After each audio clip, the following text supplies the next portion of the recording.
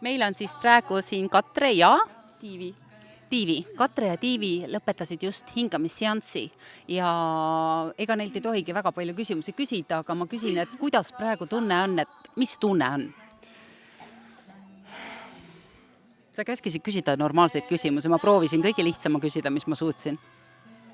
Lihtsalt nii hea on olla, see on kogu tunne. No. See ongi kogu tunne. Et hästi üks olemise tunne on praegu, hästi suur armastuse tunne lihtsalt, mitte midagi muud ei olegi.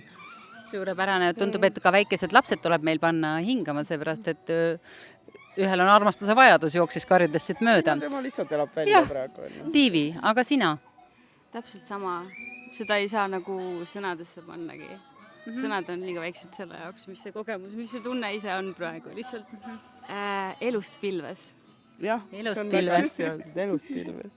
Suur aitäh, ma rohkem teid siin ei kiusa, et ma arvan, et seda sellises laadis nagu rahvakogunemist, nagu meil see hingamislaulupidu võiks korrata, eks? Muidugi. Kindlasti, absoluutselt. Tänan.